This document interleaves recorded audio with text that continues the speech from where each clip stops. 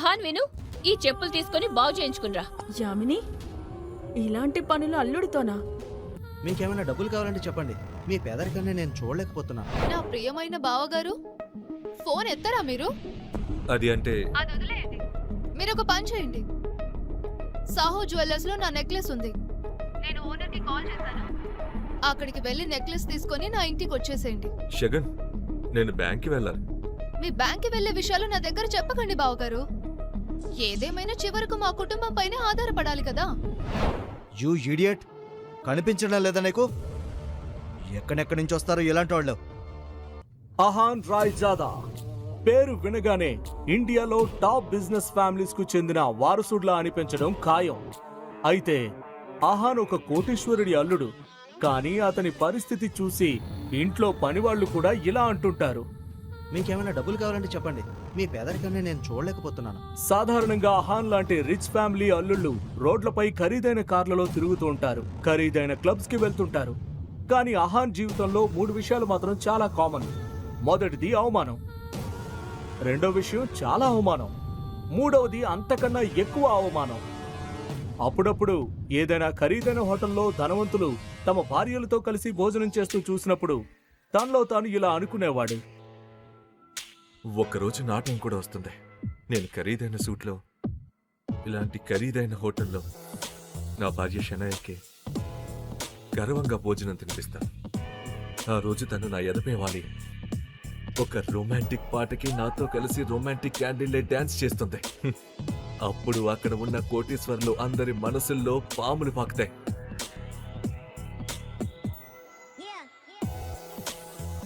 షనయ్య బర్త్డేకి ఖచ్చితంగా చేయాలి. అహాన్ ఒక్కసారి ఉలిక్కిపడి లేచాడు. ఫోన్ స్క్రీన్ పై చూడగా షగున్ పేరు కనిపించింది. నా ప్రియమైన బావగారు, ఫోన్ ఎత్తరా మీరు?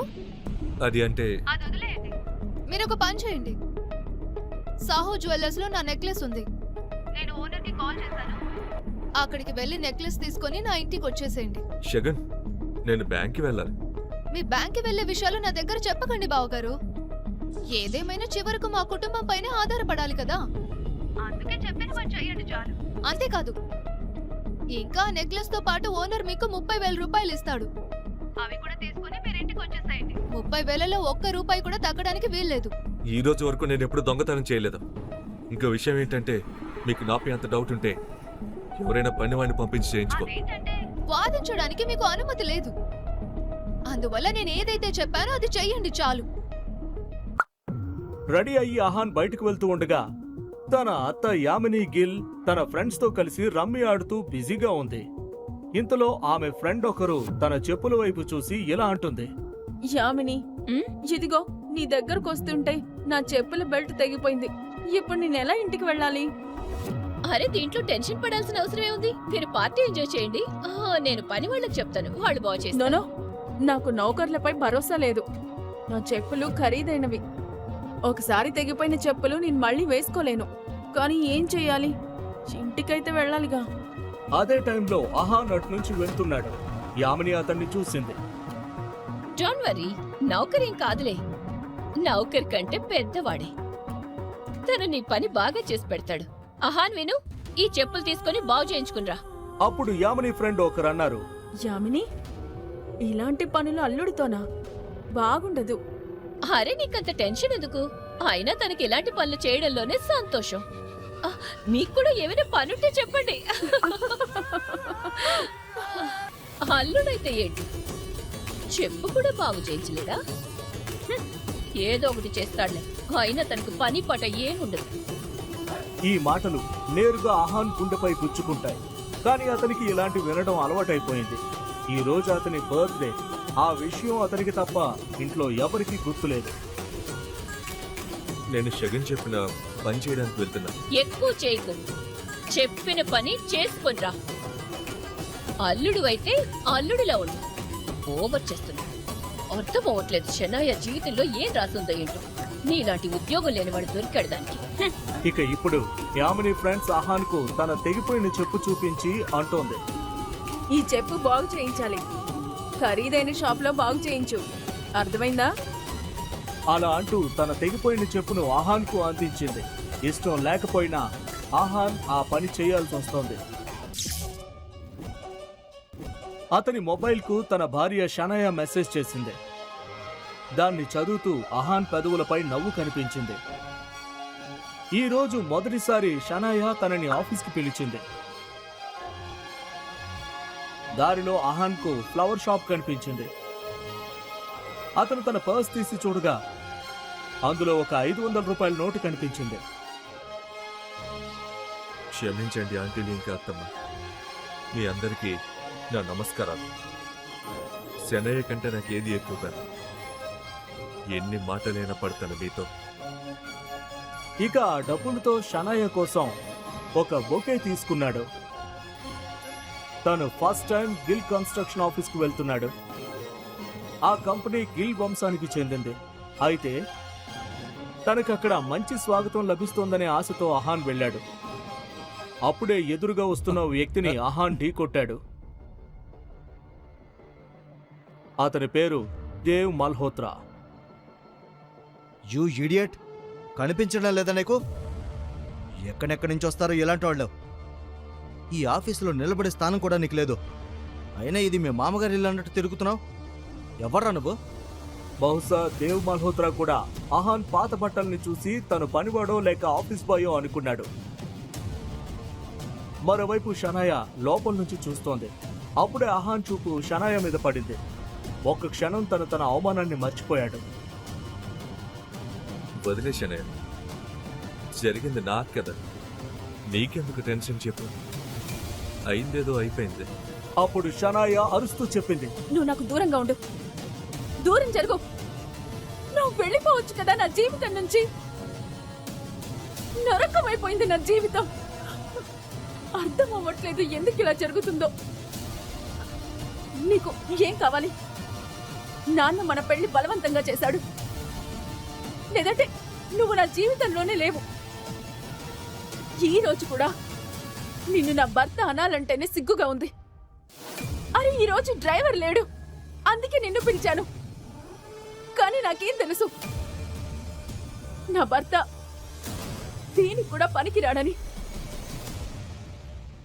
ఇక్కడికి వచ్చి ఎప్పటి నుంచో ఉన్న నా క్లయింట్ దేవ్ మల్హోత్రాకు కోపం తెప్పించావు. ఇప్పుడు పని ఎలా జరుగుతుంది? నువ్వు నాకు అవమానం తప్ప ఇంకేం ఇవ్వలేవు. నువ్వు నా జీవితంలో ఒక మచ్చలా మిగిలిపోయావు నువ్వు. అలా అంటూ షనయ క్యాబిన్ నుంచి వెళ్ళిపోయింది. దారిలో పడున్న బొకేని చూసి షనయ ఇలా అంది, ఏంటిదంతా? ఏంటి చెత్త చెత్తగా చేశారు ఇక్కడ? పడేయండి డస్ట్బిన్ లో. ఆ బొకేని కాళ్లతో తొక్కుతూ ముందుకు వెళ్ళిపోయింది.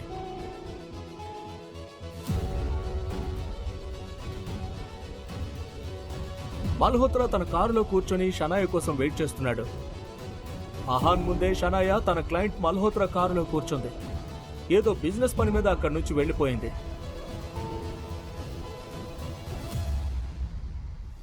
అప్పుడు ఆహాన్ ముందు ఒక బ్లాక్ కలర్ కారు వచ్చి ఆగింది. అందులో నుంచి ఒక మధ్య వయస్సు గల వ్యక్తి బయటకు వచ్చాడు. ఆహాన్ అతన్ని చూసి షాక్ అయ్యాడు.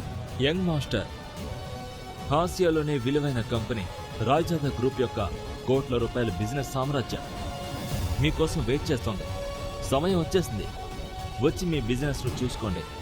ఎందుకు ఎవరి వ్యక్తి? ఆహాన్ పట్ల షనయ ఇలా ఎందుకు ప్రవర్తిస్తోంది? ఏంటి ఆహాన్ కథ? తన ముందు నిలబడి ఉన్న వ్యక్తిని ఆహాన్ కోపంగా చూస్తూ ఉన్నాడు. మిస్టర్ విక్రమ్, మీరు ఇక్కడేం చేస్తున్నారు? యంగ్ మాస్టర్, నేను మీతో ఒక విషయం చెప్పడానికి వచ్చాను. మీ నాన్నగారు ఆదిత్య రాయజాదా మీరు వచ్చి తన బిజినెస్ ని చూసుకోవాలని కోరుకుంటున్నారు. ఆయన ఈ ఆసియాలోని అతిపెద్ద సామ్రాజ్యాన్ని మీకు అప్పగించాలని చూస్తున్నారు. మీకు నేను ఆయన మాట వింటానని అనిపించిందా? నేను ఆయనకి అక్రమ సంతానాన్ని కదా, మరి ఇదంతా నాకెందుకు ఇస్తున్నాడు? అప్పుడు మా అమ్మకి ఆరోగ్యం బాగాలేనప్పుడు నేను సహాయం కోసం వెళ్తే ఆయన మీటింగ్లో బిజీగా ఉన్నాడు కదా. దానివల్ల ఇప్పుడు మా అమ్మ ఈ ప్రపంచంలోనే లేదు. దీనికి నేను ఆయన్ని ఎప్పటికీ క్షమించలేను. మీరు ఇక్కడి నుంచి వెళ్ళిపోతే మంచిదే. బయలుదేరండి. మీకు తెలుసు మీ నాన్నగారు ఎంత మొండివాడో. మిమ్మల్ని తిరిగి తీసుకురావడానికి ఆయన ఎంత దూరమైనా వెళ్తారో. ఎంత దూరమైనా. ఆయన ముందు ఎవరు పనికిరారు. ఆయన ఎప్పుడు కావాలంటే అప్పుడు ఎవరిని కావాలంటే వాళ్ళని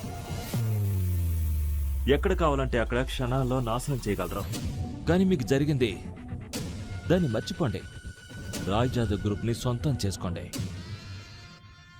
రాయ్ జాదవ్ గ్రూప్ మీకు అన్ని ఇవ్వడానికి సిద్ధంగా ఉంది. దేనికైతే మీరు అర్హులు. అహాన్ తన తుది నిర్ణయాన్ని చెప్తూ వెళ్ళిపోమని చెప్పాడు. మీరు ఇక్కడి నుంచి వెళ్ళిపోండి విక్రమ్. వెళ్ళి చెప్పండి నాకు ఆయన ఆస్తులపై ఆసక్తి లేదని. ఆయన ఆస్తి మొత్తం పెట్టినా కూడా మా అమ్మని తిరిగి తీసుకురాలేదు. ఇంకా పొరపాటు కూడా ఎవరికీ తెలియకూడదు నేను రాయ్ జాదా కుటుంబానికి చెందినవాడిని అని. అలాగే రాయ్ జాదా గ్రూప్ కి యజమాని మిస్టర్ ఆదిత్య రాయ్ జాదా కొడుకుని అని. వెళ్ళండి. విక్రమ్ వెళ్తున్న అతన్ని చూస్తూ ఉంటాడు. తన మొబైల్ తీసి ఆదిత్య రాయ్ జాదాకు ఫోన్ చేస్తాడు. అటువైపు నుంచి ఆయన మాట్లాడుతూ, ఎట్టి పరిస్థితుల్లోనూ అతను నాకు కావాల్సింది. దానికోసం ఏం చేస్తారో చేయండి. నాకు ఆహారం ఎలాగైనా కావాలి. ఇక్కడ అహాన్ కొద్దిసేపట్లో తన ఇంటికి చేరుకున్నాడు. కంగారుగా వాచ్ చూసుకున్నాడు. అప్పటికే సాయంత్రం 7 అయింది. అప్పుడే అహాన్ ఫోన్ ఒక్కసారిగా మోగింది.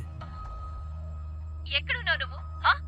నీకు తెలుసా నీ వల్ల నా ఫ్రెండ్స్ ముందు నాకు ఎంత అవమానం జరిగిందో? నీ ఫోన్ ఎందుకు కలవట్లేదు? నేను ఇప్పుడు ఇంటికి వచ్చేసాను. చెప్పు, నీ ఫోన్ ఎందుకు కలవడం లేదు? అత్తమ్మ, షనయ్య తీసుకురావడానికి వెళ్ళాను. తన ఫోన్ అయితే తనకి ఫోన్ ఇవ్వు. తన ఫోన్ కూడా కలవట్లేదు. అత్తమ్మ, షనయ్య నాతో లేదు. మరి ఇప్పుడే కదా నువ్వు తన్ని తీసుకురావడానికి వెళ్ళానని చెప్పా? అవును, కానీ తన క్లయింట్తో. అహాన్ అది చెప్పడమే ఆలస్యం. యామిని అతనిపై అరిచింది. రాత్రి అయిపోతుంది, నువ్వేమో తన క్లయింట్ తో ఉందంటున్నావే. నువ్వేదో తప్పు చేస్తుంటావు, అందుకే తను నీతో రాలేదు. మంచి అల్లుడుగా ఎలాగో ఉండలేకపోయావు. కనీసం మంచి భర్తగా అయినా ఉండు. నీకు 1 గంట టైం ఇస్తున్నా. ఎలాగైనా షనాయాని వెతికి ఇంటికి తీసుకురా. అహాన్ షనాయ నంబర్కు డయల్ చేశాడు. కానీ అది కలవలేదు. ఇప్పుడు నిజంగానే అతనికి షనాయ గురించి భయం వేసింది. కమాన్ షనయ్య, లిఫ్ట్ చేయి ఫోన్. అతను షనాయకి పదే పదే ఫోన్ చేస్తూనే ఉన్నాడు. కానీ తన ఫోన్ కలవలేదు. అహాన్ కంగారుగా బయటకొచ్చాడు. అహాన్ గురించి మల్హోత్రాకి తెలియదు. కానీ అహాన్ మాత్రం మల్హోత్రా గురించి చాలాసార్లు షనాయ నోటి నుంచి విన్నాడు. మల్హోత్రా తన పాత క్లయింట్ అని, అతనికి ఒక నైట్ క్లబ్ కూడా ఉందని. లోపల చాలా సందడిగా ఉంది. అందరూ డ్రింక్ చేసి డాన్స్ చేస్తున్నారు. అహాన్ చుట్టూ చూశాడు. కానీ అతనికి షనాయ ఎక్కడా కనిపించలేదు. అరే నువ్విక్కడ? ఎంత ధైర్యం నీకు ఇక్కడికి రావడానికి?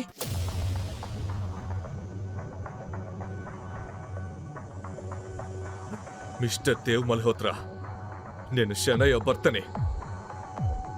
నిన్ను ఇప్పుడే చంపేయాలనిపిస్తోంది. కానీ నా చేతులు కట్టేసున్నాయి. ఎందుకంటే షనయ్యకు నీ మీద చాలా నమ్మకం. ఇప్పుడు నేనేం చేయాలో షనయ్యనే డిసైడ్ చేస్తుంది. అవుట్.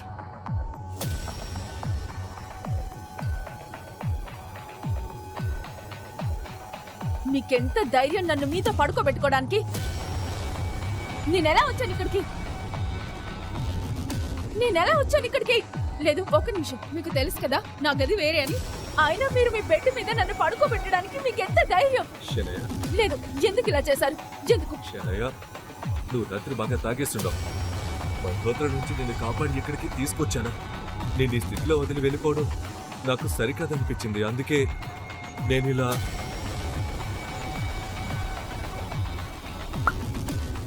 నాకు గుర్తొచ్చింది నిన్న నాకేం జరిగిందో. ఈ గొడవలో నేను మర్చిపోయాను. నాకు ఎంత ముఖ్యమైన పనుందో. ఈ మల్హోత్రాని ఏదైనా చెయ్యాలి. వాడంతా చెడ్డవాడని నాకు తెలీదు.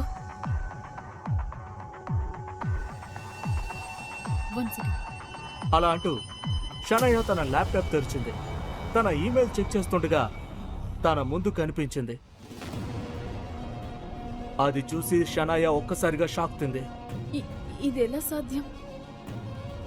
ఈ ఆఫీసర్ నా డ్రీమ్ ప్రాజెక్ట్ ను అప్రూవల్ ను రిజెక్ట్ చేశాడు. అప్పుడే ఒక్కసారిగా షనయ్య మొబైల్ మోగింది. ఆమె స్క్రీన్ పై చూసింది. అది తన తాత ఆనంద్ గిల్ నుంచి వచ్చిన కాల్. గిల్ కన్స్ట్రక్షన్ కంపెనీకి సంబంధించిన అన్ని ముఖ్యమైన నిర్ణయాలు ఆయనే తీసుకుంటారు. చివరకు షనాయ ఫోన్ ఎత్తి చెవి దగ్గర పెట్టుకుంది. కొద్దిసేపు ఆమె అవతల వైపు వ్యక్తి మాట్లాడేది వింటూనే ఉంది. ఆ తర్వాత ఫోన్ ఆమె చేతిలోంచి జారి కింద పడిపోయింది. వెంటనే ఆమె షాక్లోకి వెళ్ళిపోయింది. ఫోన్లో అవతల వైపు నుంచి ఏం చెప్పారు? ఆహాన్ ఇంకా షనాయ మధ్య దూరం తగ్గుతుందా? ఈ ప్రశ్నలకు సమాధానాలు తెలుసుకోవాలంటే నెక్స్ట్ ఎపిసోడ్ వినాల్సిందే. క్రింద ఇచ్చిన లింక్ ని క్లిక్ చేసి పాకెట్ ఎఫ్ఎం యాప్ ని ఇన్స్టాల్ చేసుకోండి. Stay tune to pocket FM.